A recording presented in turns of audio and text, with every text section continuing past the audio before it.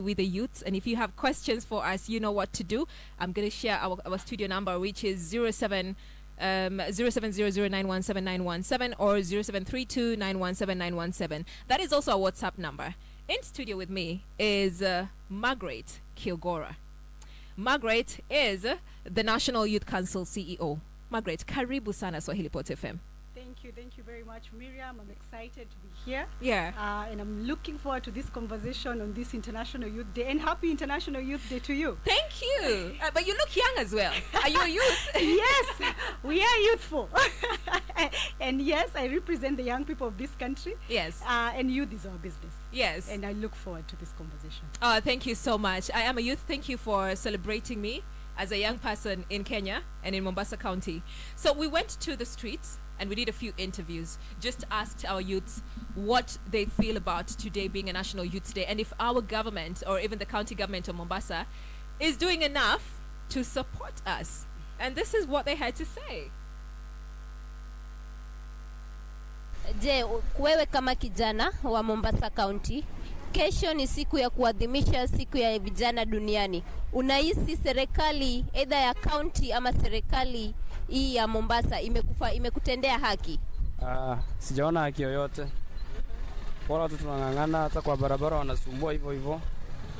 Sijaona haki yoyote. Maybe yani wakinisaidia tu nipate kazi. Tofauti na hii. Yani kama venye unajua watu wengine watu tumesoma alafu tumekuja kuhangaika kwa barabara. Sasa watu tunatafuta kazi na hatuyoni. Ndio maana tunangangana kuuza matomato hapa. What you can say is the government has to put up the socks. Sababu vijana si wenyewe tunaumia. We're being told there's a job na hakuna kazi. For instance, maybe okay, for me I have graduated. Shamaliza ku graduate when you get job and unaambiwa you need an experience of 5 years. So how will you get that experience of that 5 years if you are not being given that job to work? So that is the one challenge that we are just getting, we as youth. Kiambuo kuna kazi ambayo yenye kufikiwe mwenyewe. Ingine ni wanasema pia pigana story ya dawa za kulevya. Vijana wengi huku nje wanaumia sana. Na hiyo ni jambo ambalo pia anafaa waangalie.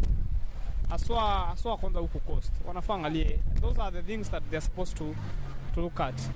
Changamoto kwanza ushuru wameongeza. Changamoto nyingi inaanza kutukaba kama vijana. Washukishe tu ushuru, watu wajiendeleze kimaisha. Well. Now you've had that. Hakuna kazi and then the issue of drugs. As a CEO for the National Youth Council, let's talk about that clip. Yes. Thank you very much, Miriam. I'll tell you, this is the same thing we've had since we started this National Youth Week. Yeah. We've been from Kisumu to Eldoret, Uasin Gishu County, to Murang'a, we've gone to Isiolo, and now here we are in Mombasa. Yes. And in all these regions, some of these same issues are cross-cutting. Issues to do with unemployment, issues to do with mental health, issues to do with drugs and substance abuse. So actually, this is a true conversation that our country is actually very keen on having. And that's the reason why, as of today, we've been having Gunzo in all these areas to be able to just speak. What are these issues that the young people are going through? And as you've heard, as in for me, I can attest, it's the same things that we've been able to hear from other areas. And the government is very willing to listen. And I know for the last 2 weeks, the Gen Z have been able to actually make everyone stop and listen. Yeah. And right now, as a government, as the National Youth Council, as the Ministry of Youth, Creative Economy and Sports, we are very ready to listen and be able to influence the policies, because that's our work. Yeah. Making sure that the policies that we are pushing there, even the programs we are bringing, are youth-centric and they are speaking to the youth, as opposed to bringing programs that are not dealing with the youth problem. So I really commend even the people being able to speak up. Yeah. Yes. So we have been speaking up. The youths have been speaking up and saying the same issue, the same thing over and over and over again. Why is it not changing? I believe right now we are very deliberate as a government. I will not purport to speak for the government, but as National Youth Council, we have continued to have programs. And one of our programs is called Faraja. And Faraja came to be because of the young people talking about mental health issues. This program started during COVID, when we had a lot of young people not having jobs, the same thing, not having an avenue to let out what is they're going through. And with that Faraja, we've been able to even have people coming in and speaking to young people, having platforms. Because the one thing that I'll tell you for free, all of us cannot be employed by the government and even the private sector, but we can continue pushing for policies to ensure that the ground is very conducive for young people to even be able to create jobs for themselves. And apart from even creating jobs from themselves, there's someone who has talked about, and even I had it in Eldoret, even starting a business. There's so many licenses. So for us is being able to pick, as we finish today, being able to have a document or a communique where we are going back to the leadership and saying, now these are the things that the young people have been able to bring on board and to bring out as we were doing this youth week. Because we just don't want it to be a conversation that we forget after today. We want it to be something that can be able to influence policies and even laws that are there in our country. So this year's theme for International Youth Day is From Clicks to Progress, Youth Digital Pathways for Sustainable Development. Why is that this year's theme? Thank you very much once again, Miriam. Remember, International Youth Day is a UN recognized day. And this is a day that started in 1999. Our first celebration started in 2000. And it was mainly to be able to celebrate our young people. Apart from celebrating our young people, also to be able to see what are the challenges the young people are going through. This year's theme is actually very, very timely, because when you look at it, how can we be able to use digital platforms to be able to even progress? When I look at the current situation, even right now as we speak, we are speaking, me and you, but there are so many other young people who can be able to follow the conversation. So how can we be able to utilize this digital space for the good, for the improvement of ourselves? We can be able to even to sit here and influence some young people's ideas when it comes to even improvement, even development and all that. So from clicks to progress means being able to utilize the digital space to be able to progress ourselves as young people, to even measure what are these issues that we are going through, who has been able to bring out a solution, what can we be able to borrow from one another. So for me, from clicks to progress, it's actually very timely. Even looking at how we've been able to even mobilize each other on the platforms, the digital platforms, also it tells a lot. It's a testament that we are moving as a country to the next level. Me and you can be able to communicate to someone who is not even in this country. So you can imagine the power of digital pathways. Let's talk about unemployment. I have a bit of data here, and I want you to also just share what you have with me. In 2019, the rate of unemployment was at 12.43%, and that was like at 1.6, an increase of 1.64% from 2018. And then in 2020, it was at 13.32%, an increase of 0.9% from 2019.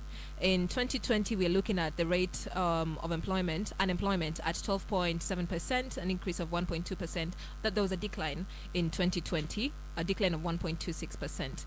Then in 2022, the rate of unemployment was at 12.15%, and with an increase of 0.08% from 2021. How is the rate of unemployment right now? We're in 2024. What's the rate of unemployment right now? Thank you very much, Miriam. What I'll say is that for unemployment, every year we graduate over 800,000 graduates in this country. That means, and out of those 800,000, only about 150 to 200 are able to progress to either private sector or even the government civil servant. 150 to 200? To 200. So that means you have 600,000 other young people who are either hustling or they are looking for something to do, or they're actually unemployed. So looking at that, that's a very huge number. Every year you have young people who do not have jobs. And one of the things we are trying to even do, the government cannot be able to satisfy every person. So what we are looking at, having a mind shift change, having our young people, so that as opposed to going to school, I know all of us have been to university, and one of the things you will be so sure about, there's someone who used to do smoky and chapati, and that business used to thrive, a young person. But by the time you're living there, this person does not look at that as an enterprise. they are still looking for a job. So we need to be able to do a mind shift where we can be able to say, you know what, I am really good at business and I can employ other people. I don't have to get, the office job. But the one thing that we also, and the government is really trying to do is creating that environment so that me and you as young people, the ones who do not progress to jobs that are for employment, we can be able to have a conducive environment to start our jobs. And because if we don't do that, then that means we continue having an increase. And you see, this is not happening only in Kenya. It's actually global. As in the young population, it's very big. Africa, for example, we have the youngest population being people who are under the age of 35. And these are the most productive people who we need to be able to engage positively. Otherwise, when the people are not engaged positively, that's when now you find we get into vices, you get into drugs and substance abuse, we get into crime and all that. So the government has been really trying to ensure that they are looking at ways to ensure that we are having a conducive environment to start those businesses. Yeah. I'm still at 800 graduates every year, over 800 graduates, 800,000 graduates every year, and between 150 to 200 are the ones who even have a stable source of income. Should we then change our education system? And I believe that's the reason why we have the new current curriculum, where we're trying to shift from the 844, where we were all looking at when we finish, you get a job, to looking at what am I strong at? Am I in creative industry? And also dignifying some of these jobs. Because when you dignify some of these jobs, then it means everyone is respected in the society. If I'm an actor, I earn as good as someone who is either a doctor and whatever, because I am providing a skill. And if you look at it right now, we have a lot of TVETs that are able to even give people skills. Currently, you find I remember there was a shortage for plumbers, because people never used to look at plumbing as a dignified job. But right now, it's a dignified job. So for me, what I would say is being able to dignify all employment. Either you are in the informal sector or in a formal sector. The cost of the amount of money you're earning should be commensurate to what you're doing. Yes. All right. This is SwahiliPot FM. My name is Miriam Angel. I'm here with Margaret Kiogora, the CEO of the National Youth Council. It is International Youth's Day. We are celebrating it today at the SwahiliPot Hub. But also, we're also talking about issues affecting the youths.